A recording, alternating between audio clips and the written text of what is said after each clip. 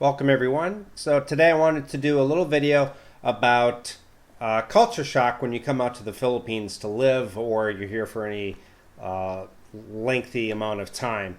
I also want to talk about depression that sometimes you can suffer from pure loneliness, or maybe it's not even depression but just suffer loneliness. And then the last thing I want to talk about today is actually reverse culture shock when you go back to your own country after living in the Philippines or other countries in Southeast Asia for that matter. Stay tuned.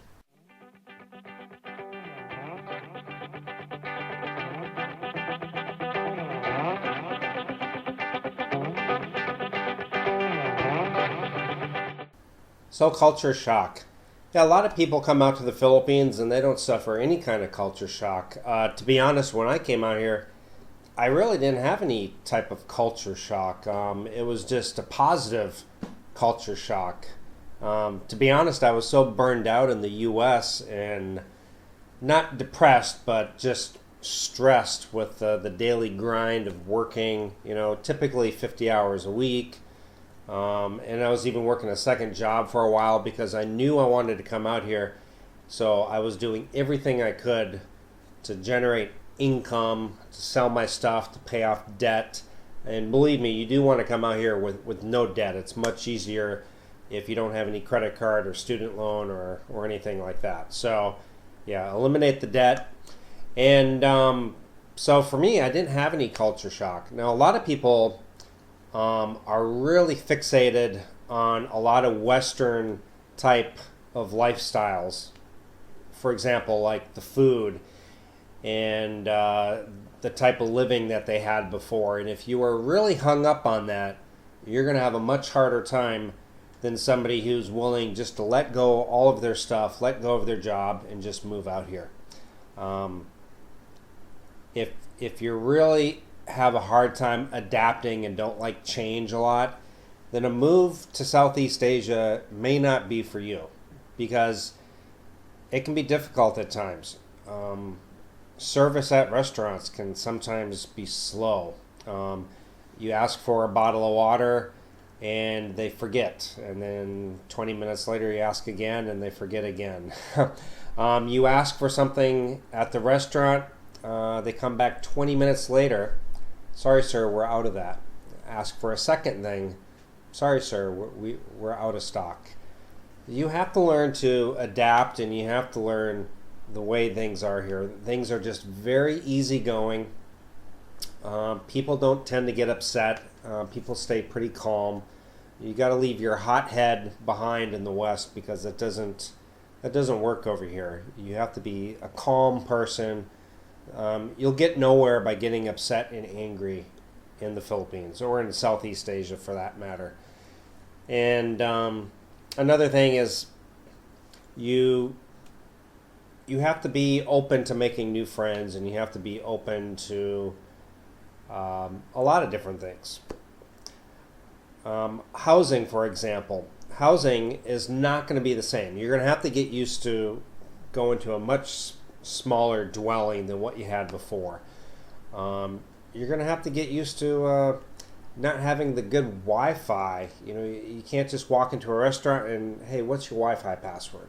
Go into a coffee shop, hey, what's your Wi-Fi? And then have it be a strong signal. No, it's not like that here. It is in Vietnam and Thailand you can get that, but in the Philippines, as of yet, it's you're going to have to suffer the bad internet. You're going to have to suffer brownouts depending where you live, which is why I prefer to live in a condo because I don't really like the brownouts. I like to have a backup generator. But you have to get used to that, and then you have to, if you have a brownout, then you decide, okay, well, I'm going to go to the mall, and I'll be in the air conditioned there. You just have to learn to roll with the punches, or you're going to become stressed, and you will suffer culture shock. Like I said, for a lot of people, it'll be nothing. For some people, it'll be a lot. And a lot of people, after a few years, they get upset, they get angry, they just can't change their lifestyle. They just can't. They're still hung up on the Western type lifestyle, and they end up going back because they're unhappy. And I think you can avoid all that if you make some trips out here and spend a few months at a time, kind of practice runs before you come out here. So the second thing I want to talk about is depression or loneliness. A lot of people don't really suffer the clinical type depression, but they'll suffer bouts of loneliness. So it is pretty important to network. I'm kind of a loner, so I never had a ton of friends, even in the U.S. I didn't have a ton of friends.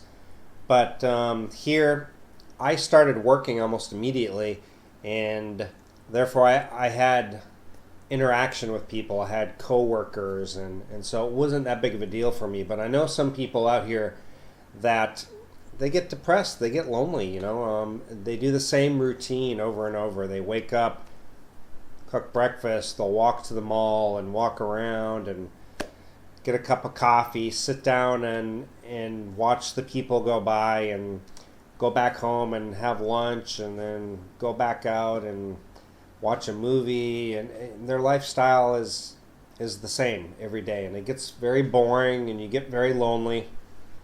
You do have to get out and make some friends, and not just local friends. You do need to find some Filipino friends. You need people who can help you out in time of need. If you have a problem someplace, it's much better to reach out to someone who is from the Philippines and who understands the way things work and who can help you out, versus a foreigner who may or may not truly be your friend, and they may not have a true understanding, or they may have no better grasp of the situation than you do.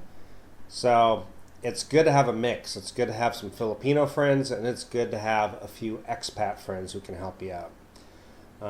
Expats you have to be careful with, because a lot of people will automatically, you both are expats, you're both from another country, and you've both come out here to live, and so you have that common ground. And so at the beginning you kind of have a bond, because you both but you both have the same background. Basically, you both left your countries because you didn't like it for whatever reason, and you came out and moved to the Philippines.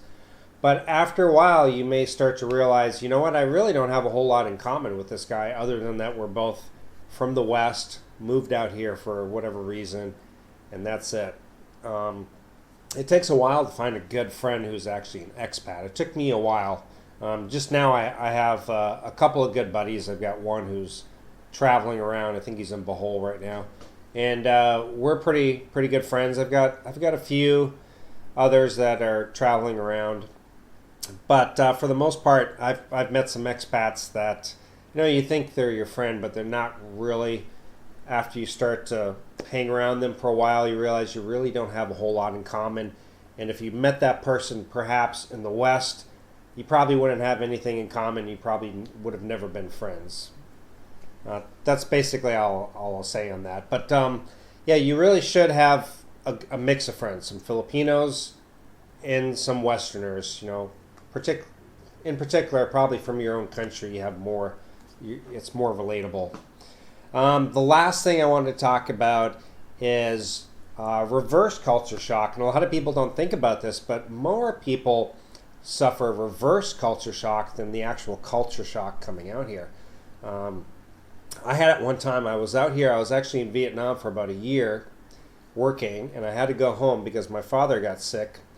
And I went back home, and I was home for about 6 months. And really, I was just,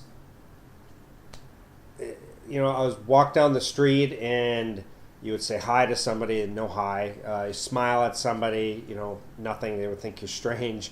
And I got used to that out here in Asia. You could smile at people. You could say hello and greet them, and people were happy to see you. And also, just the sticker shock. I was used to going in and buying food items for a certain cost, or I was used to paying a low price for this and that. And then you go back, I went back to the U.S. and I would go into a 7-Eleven, pick up a bottle of water and say, oh my God, almost $1 for a bottle of water? This would be 30 cents in the Philippines, or less, 20 cents, 10 cents. So sticker shock would get me all the time, and I kept comparing it to Southeast Asia. I would say, oh my God, I can't believe this is this much. So really, reverse culture shock got me more than anything. So really, that's all I wanted to talk about. Just some culture shock when you come out here, reverse culture shock, and loneliness. And all three of these things are something that you might experience when you're out here. So I'd like to hear your own experience and what you've experienced also. Go ahead and comment down below. Thanks for watching. Hit the subscribe button and click the bell notification to stay up to date with the latest content. I'll see you guys later. Bye.